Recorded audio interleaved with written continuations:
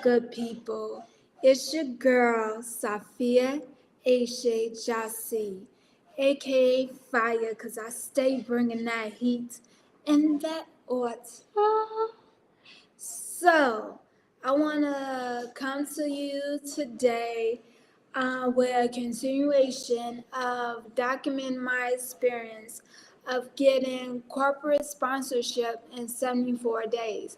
So, today is day 14. So today I practically did nothing. I mean, I did do something, but I didn't reach out to any potential sponsors today. I can say like over the weekend, it was a little bit like overwhelming for me, like the pressure of doing this, because like I had the tendency to think like in my mind like I gotta do it like this, it's gotta be perfect, everything gotta needs to be in this order, and this is the way that it needs to be. And I have a tendency of putting a lot of pressure on myself, and I have been honestly working on not being so hard on myself and just like trusting the process. Um, because I can say like before June of 2021 and up to that point, I used to overcompensate for everything. I used to always feel like I would always be left behind because it takes me longer to process things, or I have to do things differently from other people. So I'm learning, I tell you, a lot to be kind and gentle to yourself, and I'm really learning how to be kind and gentle to myself and be more understanding to myself, knowing that like I am a traumatic brain injury survivor, and I also have ADHD and PTSD and some other things. So instead of like how I usually work, like I overcompensate, I put a lot of pressure on myself. I'm working towards understanding how TBI, ADHD, and PTSD affects me, and what is the best ways for me to work where I'm not putting a lot of stress on myself. So I can say like a lot has been like happening not only with me, some things I have been also observing on like social media, like just this past Sunday with the Super Bowl performance, and I was hearing people repost an article of how the deaf performers, the deaf sign language, they wasn't spotlighted on the main stage for the Super Bowl, but there was like from what I read or from what I seen, it was that people had to download a specific app on on NBC in order to see the deaf performers, and um, and this is just like another like sign of what I think of how like people with disabilities are often seen as like a afterthought or often left behind, and this also it feeds into this narrative where where there are people with disability who feel like they need to overcompensate just to keep up with the rest of society or just to like be seen. And so I just feel like like with the work that I'm doing with the I Am event series, Disability, Art, Life, and Culture, it's all about showing like BIPOC people with disabilities, like putting that power in them, how to own a narrative and not wait on other people.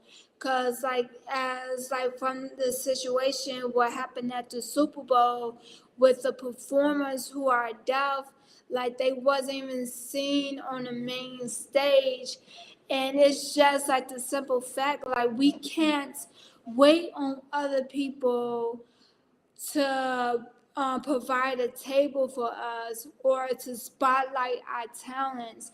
We need to take ownership of our power and use our talents and creativities and skills to create opportunities for ourselves, as well as like advocating for ourselves and creating the guidelines of what an inclusive and accessible society looks like, where it includes BIPOC people with disabilities. That's kind of like another thing of like what like I experienced over the weekend. So like I'm wrapping up. I'm coming to like the finishing stages on the film Welcome to Our Healing Sanctuary. And like I'm still like I'm thankful that I'm at the stage where I'm able to talk to different people to about what I'm doing and get ideas and sparks inspiration. And this film, Welcome to Our Healing Sanctuary, is very pushing the boundaries of what filmmaking is. It's really changing the way of how we watch and view films. I'm really working with the editor of like telling the stories from the perspective of someone who's neurodivergent. And so I was in a conversation and talking to somebody about the film and kind of getting feedback. And I did receive some like good feedback, but there was times where I kind of felt like I started to doubt myself, or I felt like that I'm not being heard because not necessarily people understand like my thought process.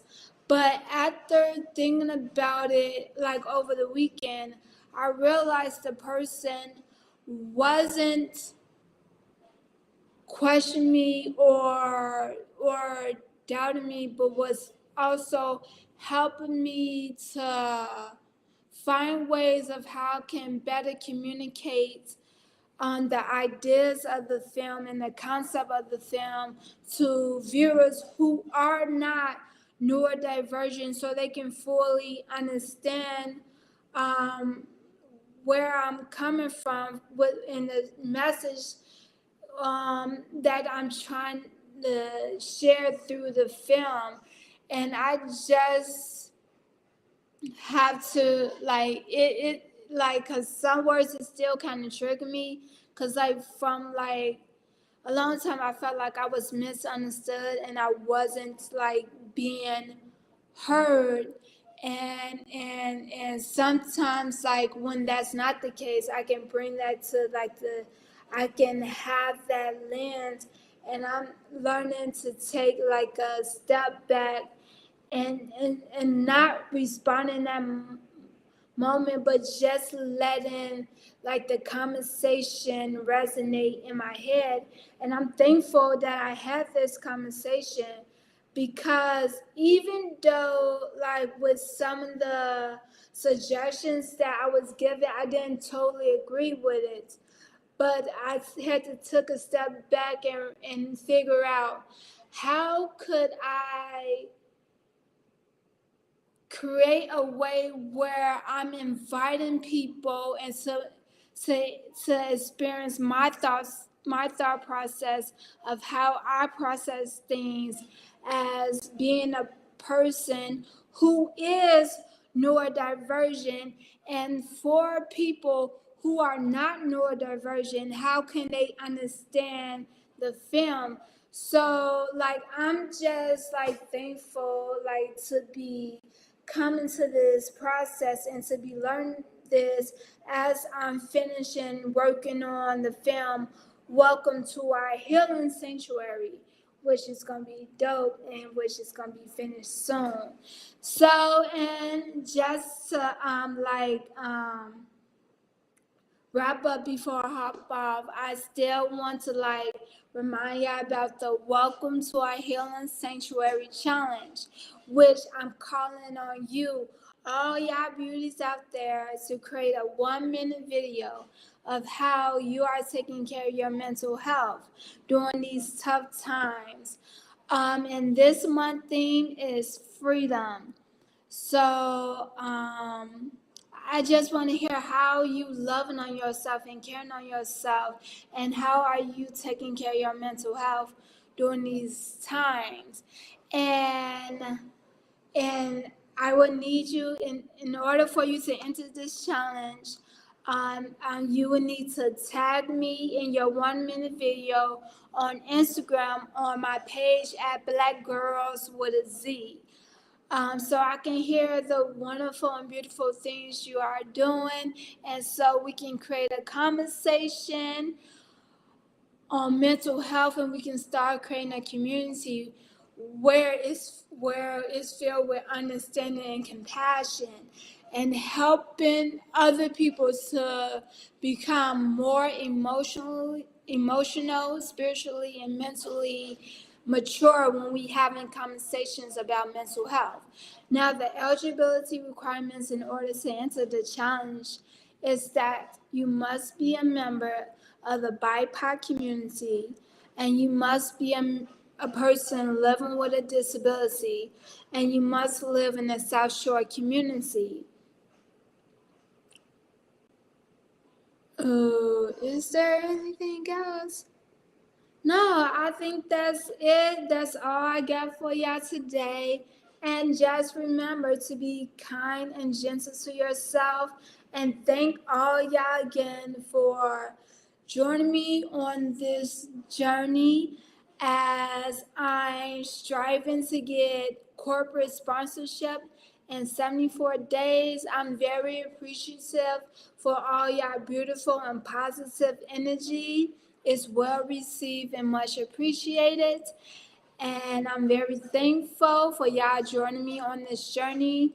And I just want y'all to remember to be kind and gentle to yourself.